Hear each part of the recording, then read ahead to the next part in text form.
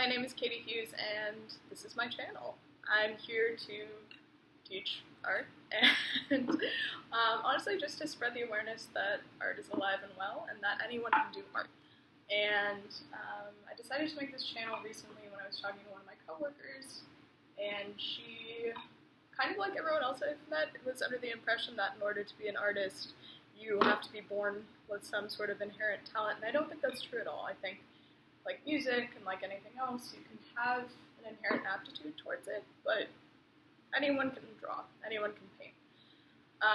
So I decided to make a series of short videos where I paint a variety of interesting things and just show how easy it is. And for a variety of reasons, the most important of which is that I don't know how to edit video yet. There's not going to be any outtakes or any redos or anything of the sort. It's just going to be me drawing and, yeah, enjoy. So the first thing is I've decided recently to take up oil pastels.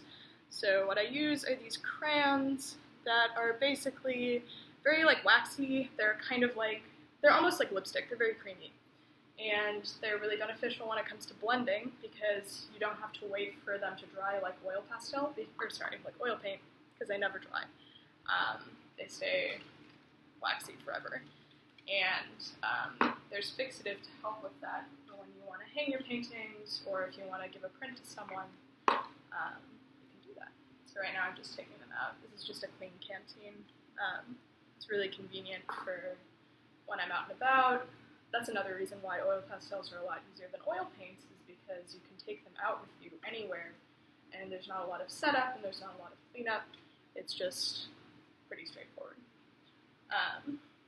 So of course, in the process of buying canvases for the video, I forgot to buy an actual avocado, but that's fine. We can draw one from memory.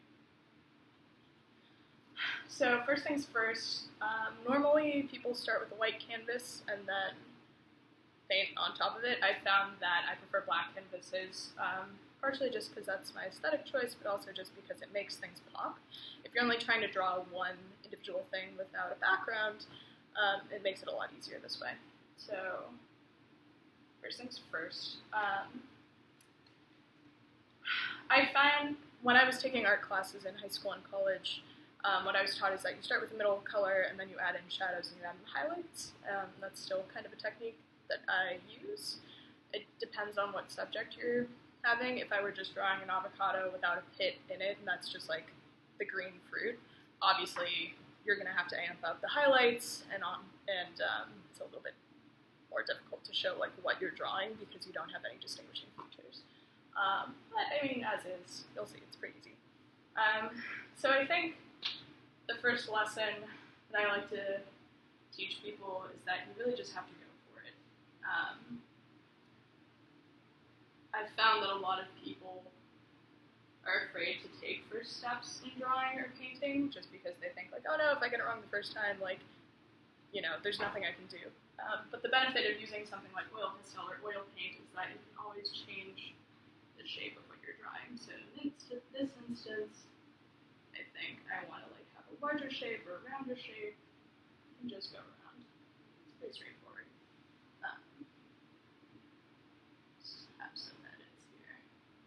So first things first is you're just going to want to color in blank swaths.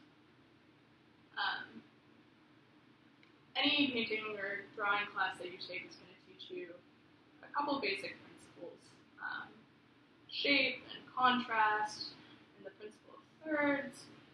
And I think the most important one for this video is just going to be hue. So when you're painting something or drawing something,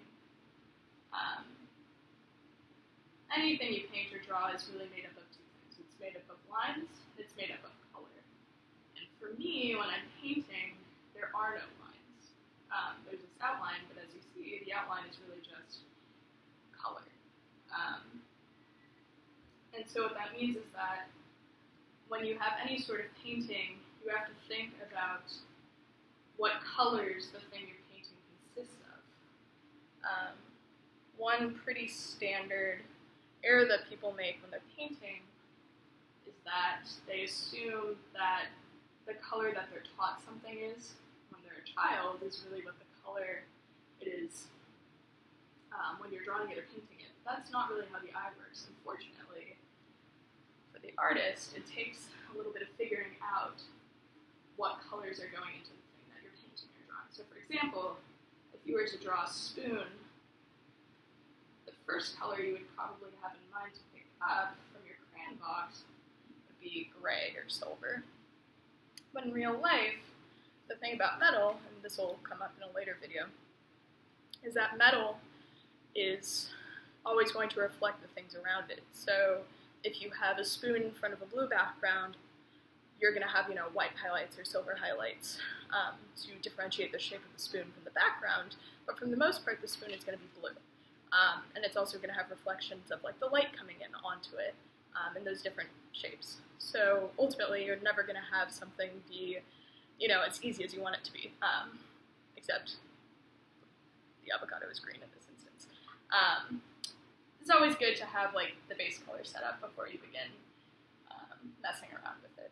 So and in the end, this video, this is not going to look anything like this.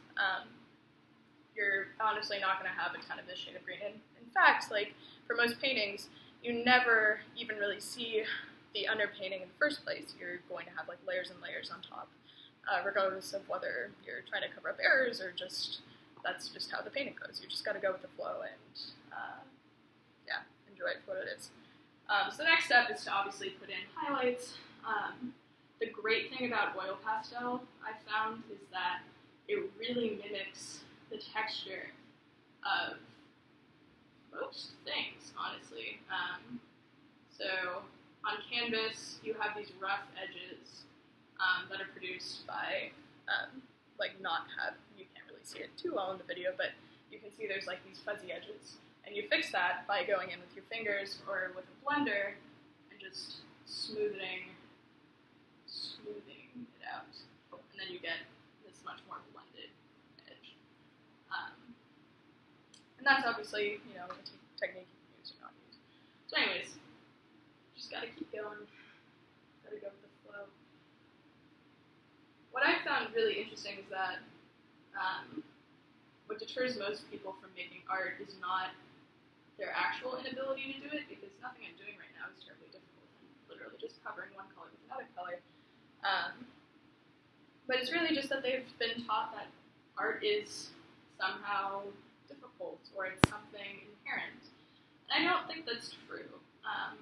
In the same way that I don't think you have to be good at math to learn math. If you're interested in any particular topic, if you work hard enough, you can get good at it. And the reason I think that's particularly true is because Western civilization has kind of made the arts into their own sort of field instead of just being a part of life. It's the same with dancing or music.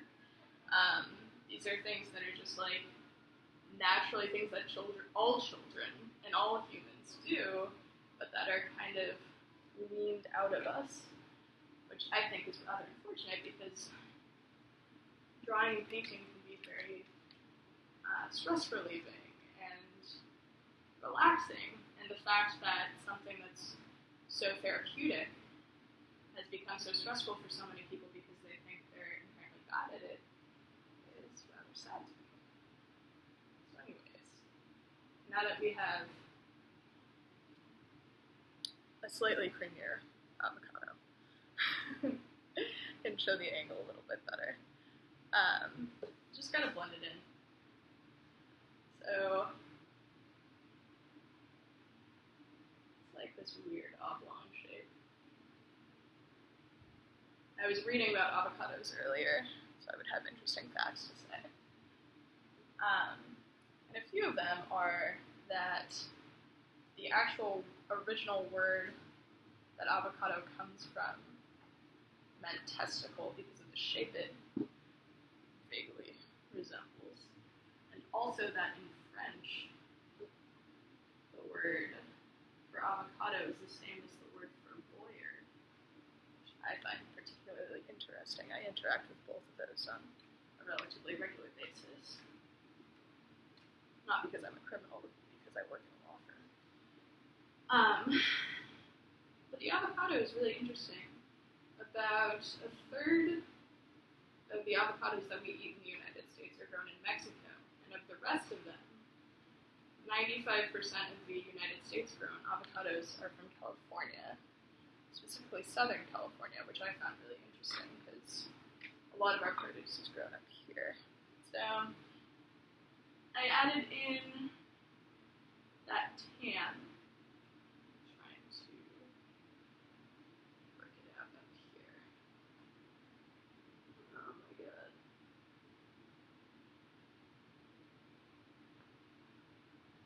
You ever just do something so wrong?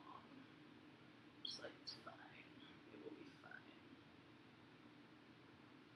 I'm just gonna assume this is what an avocado pit looks like. It's vaguely right. So literally all I did here was that I drew a tan background, and so you don't want it to be a perfect oblong that matches the curvature of the rest of the avocado. You want it to be a little bit pointed to show that there's three-dimensionality. And then on top of that, you want there to be, when you're drawing anything spherical or anything round, but you want to show that it's three-dimensional, you need to have the parts that are away from you be darker than the top of the mound. And that creates the illusion of it being three-dimensional.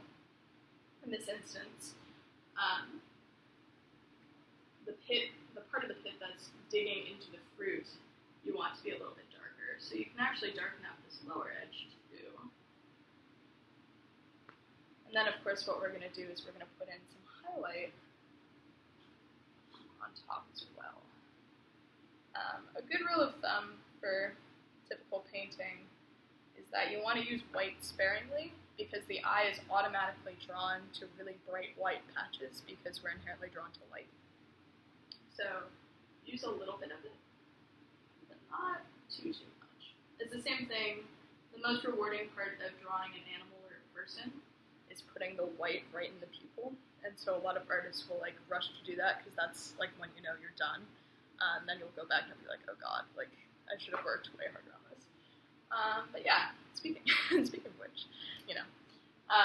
So now what I'm going to do is I'm going to add something as a darker contrast to the lower edge of the avocado. The best way to do this is counterintuitively to pick a color that you don't see at all in the thing that you're drawing. So red in this instance acts as a great contrast to the green and adds to darken it. And from a distance, your eye is kind of tricked into thinking that this is a shadow rather than a bright color. And if you look at a bunch of old paintings, you'll see that to be the case. The other thing is typically in shadows, things that are further away from you are bluer than things that are close to you. So just adding in this red.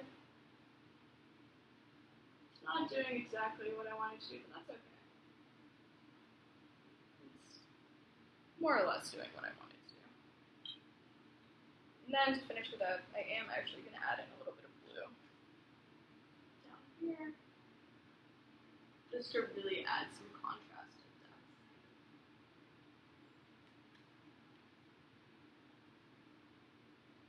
There you go. Pretty simple, pretty straightforward.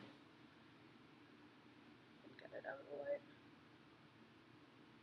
There you go. There you have it, an avocado. Thanks for watching.